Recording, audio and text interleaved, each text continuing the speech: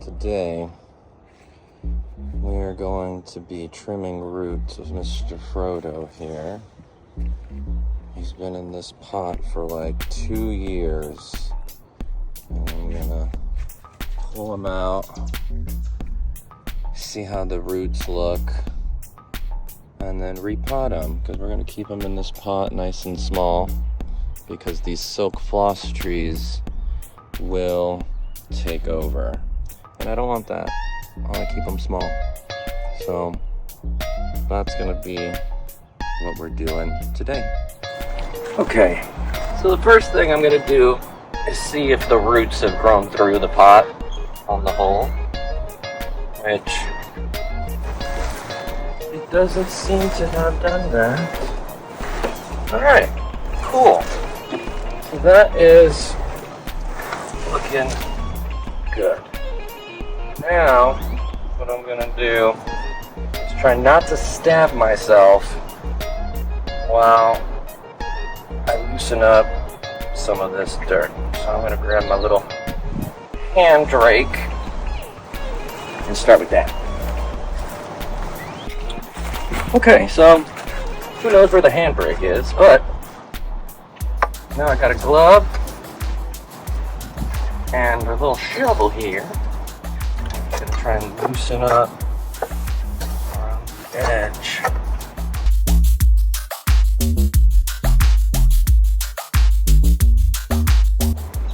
There we go. And I want to try and knock off much of this dirt as possible.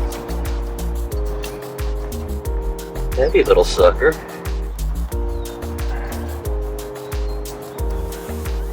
You can see a little root bound here, so we're gonna try and knock off as much of this as possible. Okay, cool. So now I'm just gonna come in here, and this can pretty much come off, so I'm just gonna use this guy here since I got it.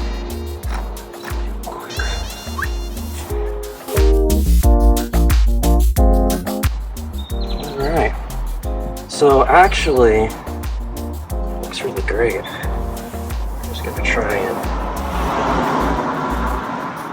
brush some of these out. It's kind of like detangling hair.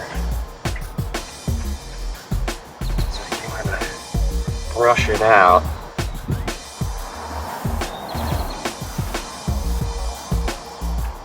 Get everything flowing one way. Oh yeah, so now we can see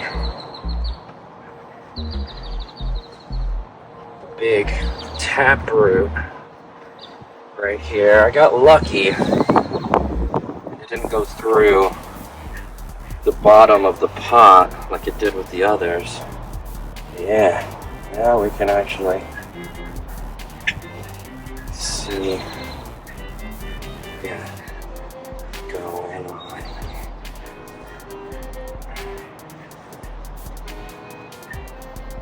So yeah, let's bring it in.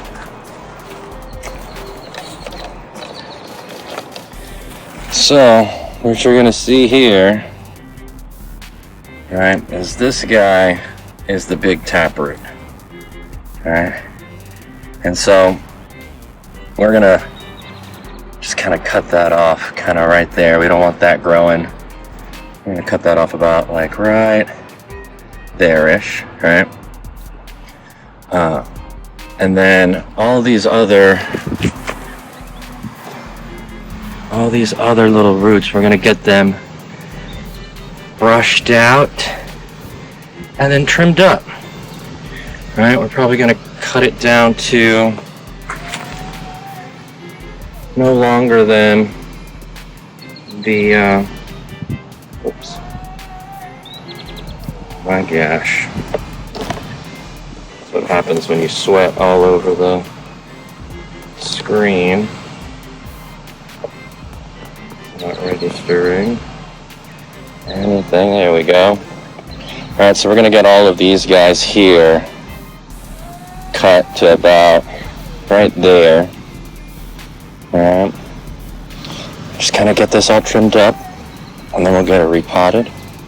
And so, yeah, we'll start with that.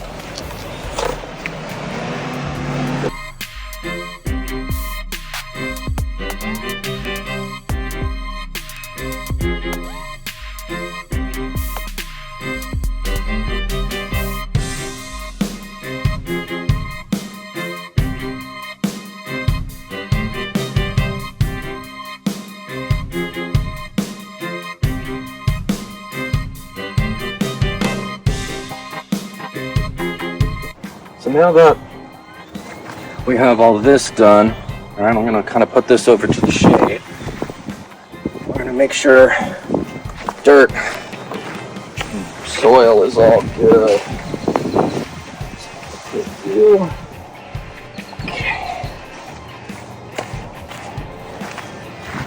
So I'm just going to come through here and take out a lot of stuff here, the big clumps of the roots, right? I don't need to get it all out, but these big clumps, right? Because they will decompose and add to, you don't want big clumps of them, because that might lead to some diseases that we don't want to brew in. So strands throughout, I allow big clumps, not so much, not so much. Can't be afraid to get in here and feel some dirt.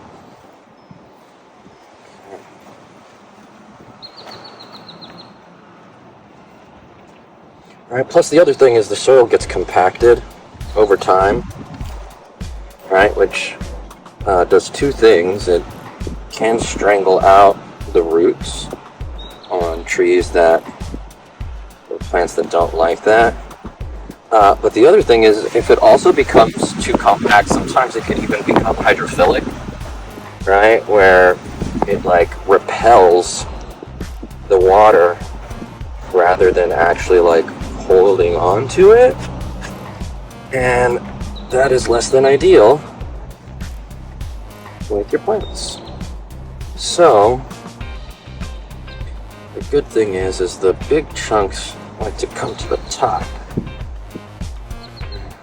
go through this stuff here. All right, so the big chunks come to the top.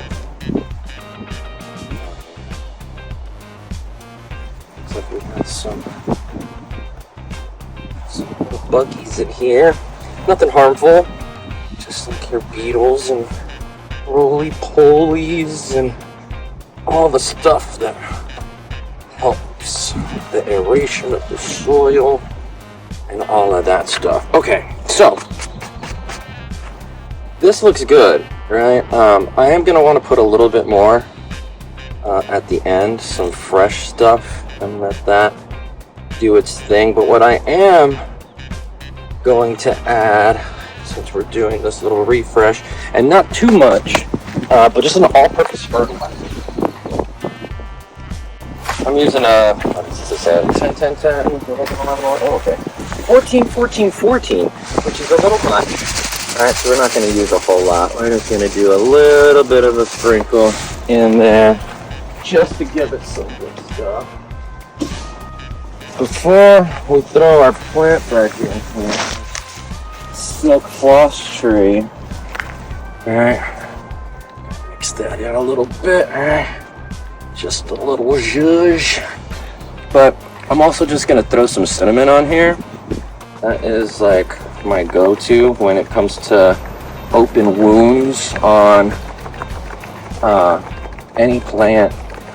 Cinnamon is a great way to keep away diseases and fungus is natural, so you don't have to mess with chemicals and stuff like that.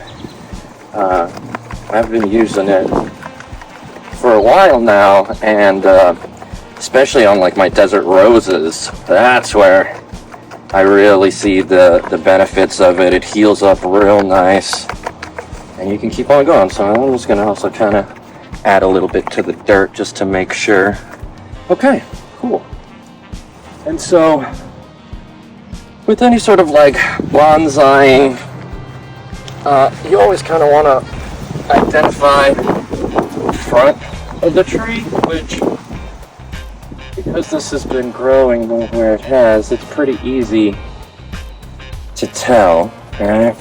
But yeah, I want to get it right about here, right, nice and centered. I want to make sure that the roots, right, I'm gonna like fix those up and make sure that they're all laying real nice. Alright, and then I'm just gonna come in here and sink this guy in. Alright. So at first it's gonna be a little wobbly, right? And you're probably gonna need something to actually support the plant until the roots get happy again and the dirt kind of settles, and right, because you can already see it's kind of like wanting to wobble. If it wasn't leaning up against this fence right here, it'd be, yeah, you can see it's already tilting, right? So now what we're gonna do is go grab the rest of our dirt so that way we can cover up the rest of these roots and fill it up. And then we're also gonna throw some stakes in here to make sure that everything stays up real nice.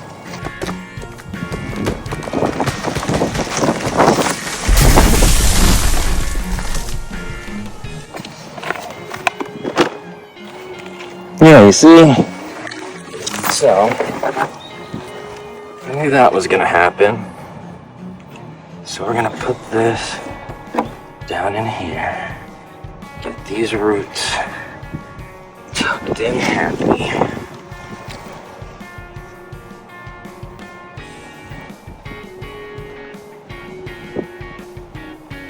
There we go.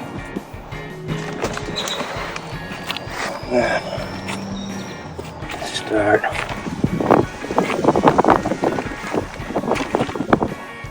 getting some dirt.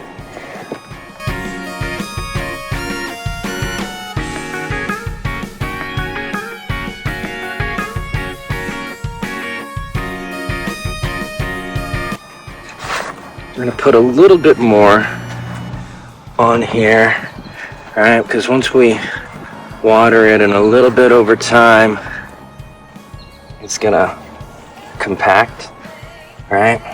And so we don't want to go too much above the old line, but I don't want it rotting out or anything, but go. Okay.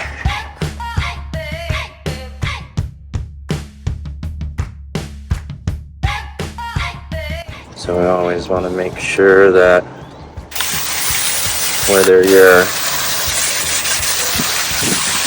repotting to trim out the roots or just repotting from a bigger pot, from a smaller pot to a bigger pot, that first watering is like really important.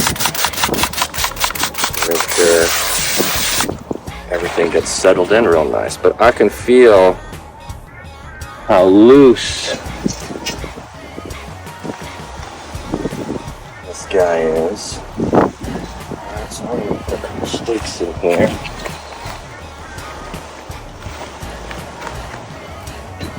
Tie Mr. Frodo up. It seems to be staying pretty good, but like I said, just in case. Alright, everybody has their preference on what they use to tie things up with, right? Me personally, I just go with cheap and easy. So, I just use some masonry line. Right, this is masonry line. I mean, for these little plants, it's not like you got a million pounds tugging.